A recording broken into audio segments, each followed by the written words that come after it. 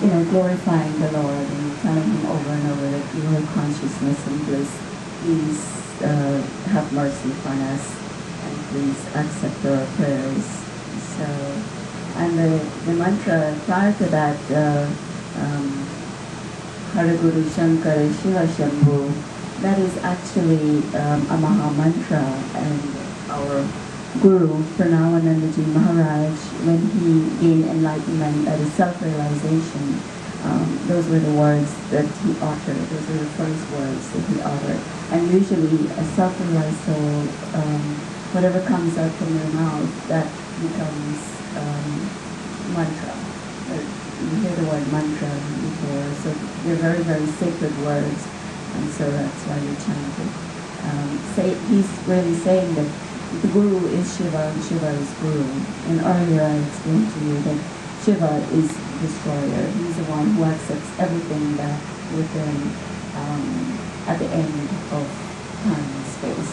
That Mahapralaya, we call it Mahapralaya. At that time, everything returns back to Shiva in a seed form. So now we will perform the Agni Hotra. And if you would like to move up closer to observe, you're free to do so.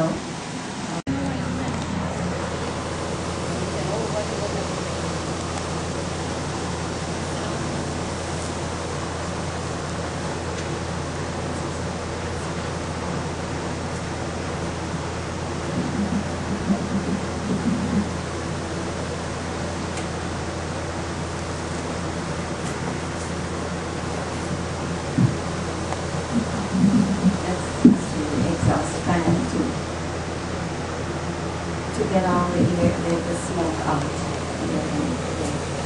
This part is very, very sacred, and it was practiced in ancient years ago, thousands of years ago, before even the scriptures came about.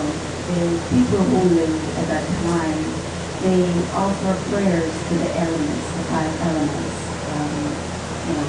and also the universe. They pray to the universe, the sun, the moon, the ocean, the water, the mountains, the earth, and everything. And even today, we still realize that this is something that must go on, because it's called yajna. Yajna is sacrifice. It's Agni Yajna. Because the universe provides so much for us. Everything that we need is given to us in abundance. We don't have to pay for it. And the least that we can do is show our thankfulness and gratefulness. And that's one form of us praying, is first showing our thankfulness and gratefulness to the Lord. And Agnihotra is that way of doing it. We offer all the five elements that the Lord provides for us to the fire god. We recognize the fire as a very, very sacred element. It's an element which is a manifestation of God as well. We feel that the fire is a power of God, and it's one way of offering, and He will accept, knowing that He will accept. He is everything. So, and also, since He is the main Devata, or main God, we see Him as a messenger of God. We see the fire as a messenger of God. So when we worship the fire God, we recognize Him as the most important guest that we have here. That is why first, we give Him an asana, we chant His name, we glorify Him, like you would sing hymns, in your churches. Here we glorify Him with mantras, and then we begin offering all the rest of the elements. Also, Hawan or Agnihotra is one way of purifying our environment, because things that we burn into the fire, it's very medicinal, and when it's burned, it gives out very pure air, and so when merges with the atmosphere, it purifies whatever is around it. And also, the mantras that we chant it's very healing, because Sanskrit chanting is very healing. Just the sound of it, you do not really have to know the words, but just the sound of Sanskrit words is enough to make you feel divinity within. Yes, and so it brings out the best in us. And when it merges in whatever objects around us, it purifies that object.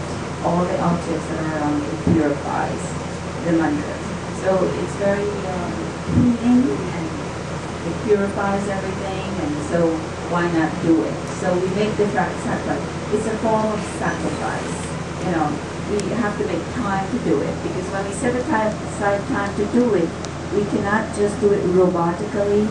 It has to be done from within. It has to come from the depths within our heart to show our love and gratification that way.